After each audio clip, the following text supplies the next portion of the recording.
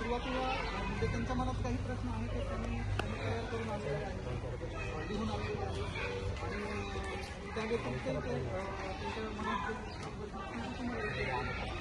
तुम्ही त्याची उत्तरं द्यावी. सर्वात आधी मला असं वाटतं की तुम्ही जर तुमची ओळख करून दिली त्यांना आता नावं माहिती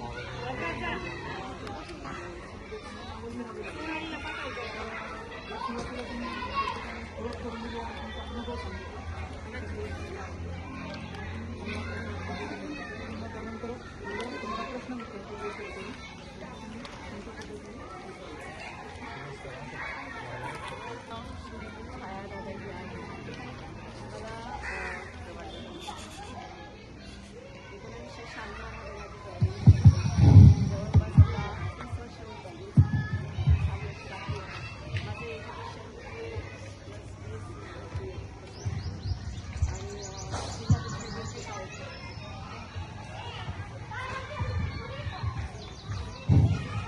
जिल्हा परिषदेच्या शाळेत प्रथम साधारण 20-21 वर्ष मी as a undergraduate teacher म्हणजे 1 ते 5 पर्यंतचे जे वर्ग असतात त्यांना टीचिंग केलं आणि त्यानंतर आता जवळपास 10 ते 12 वर्षापासून अप्पर प्रायमरी जे आहे 6 to 8 त्याला टीचिंग करते आणि ॲक्च्युली BSc BEd असल्यामुळे मला सुरुवातीला जे खालचे वर्ग होते ते शिकवणं खूप अवघड जात होतं आणि जेव्हा मी आमच्याकडे ग्रॅज्युएट टीचर म्हणून नेमणूक करण्यात येते ॲज पर सब्जेक्ट, तर त्याच्यात नेमणूक झाल्यानंतर 2014ला मला जे खरं सॅटिस्फॅक्शन होतं टीचिंगचं ते मिळालं. कारण ग्रास्पिंग लेवल ही आपण देतो आणि घेणाऱ्याची जर इक्वल वेव्हलेंथ जुळली तर मग ते वेगळी मजा येते ती आणि ती मला हे ग्रॅज्युएट टीचर झाल्यानंतर मिळाली.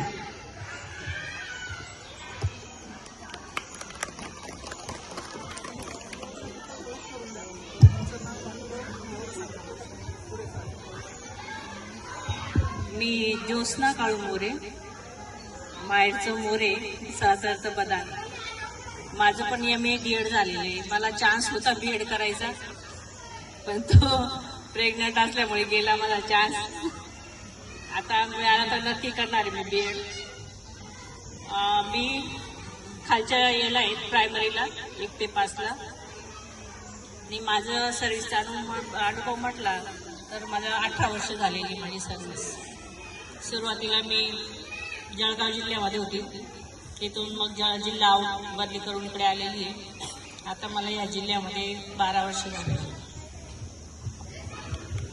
मी श्रीमती विजय आत्माराम पाटील, माझी सर्व्हिस 37 वर्ष झालेली आहे. मी DEd BA आहे. माझी आताच 2022ला इथं ट्रान्सफर जळगाव जिल्ह्यातून मी इकडे आलेली आहे.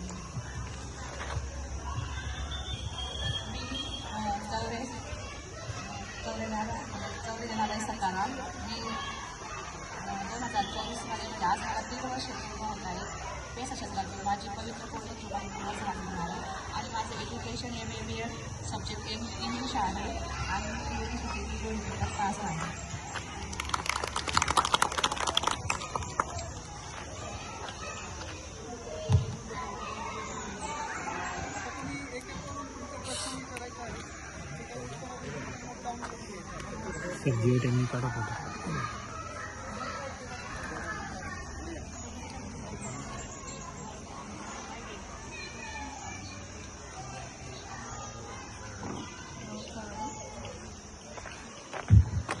नमस्कार मॅडम, मी शिल्पा देशपांडे, BEdच्या फर्स्ट इयरला आहे.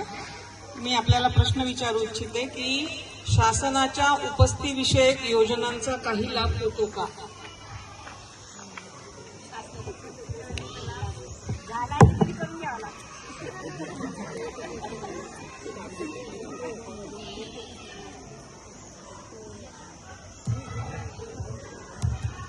उपस्थितीविषयक म्हटलंय ना, तर ग्रामीण भागात उपस्थितीचा खरंच खूप प्रॉब्लेम येतो बऱ्याच वेळा. पण आम्ही तसं नक्की आहे की आमच्याकडे मुलांचा इतका प्रॉब्लेम येत नाही. ॲज अ सिव्हिअर कारण असेल तरच ते जातात, अदरवाईज नाही.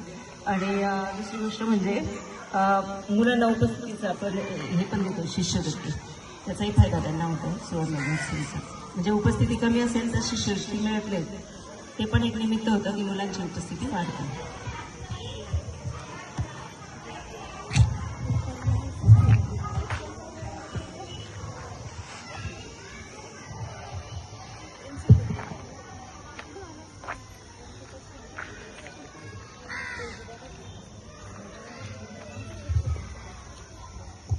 नमस्कार मॅडम.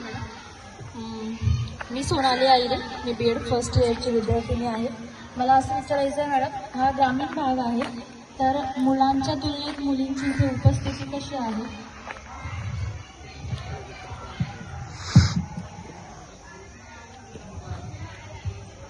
प्रत्येक शाळेत बघितलं तर मुलांची उपस्थिती जास्तच असते. त्यामुळे आमच्याकडे एवढा प्रॉब्लेम नाही आहे. मुली ज्या आहेत, पालक चांगले असल्यामुळे मुलींची उपस्थिती पण चांगली असते. आणि मुलींनाही सुवर्ण महोत्सवीचा लाभ असतो. त्याच्यामुळे 80% प्रत्येकाची असते. आणि जरी नसली आलेली एखादी मुलगी तरी आम्ही त्याला उपस्थित करण्यासाठी पालकांची भेट देतो. पालक भेट रजिस्टर आम्हाला ठेवावंच लागतं. त्याच्यामुळे प्रत्येक मुलगी आणि मुलगा दोन्ही सारखेच्या जणी शाळेमध्ये उपस्थित असतात.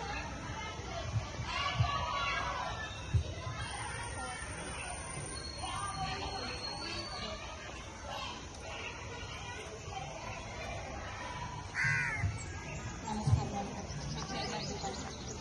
BEd प्रथम वर्षाची विद्यार्थिनी. मॅडम, माझा प्रश्न असा आहे की मागे पडणाऱ्या विद्यार्थ्यांसाठी विशेष मार्गदर्शन आता शासनाने निपुण म्हणून चाचणी चालू केलेली आहे.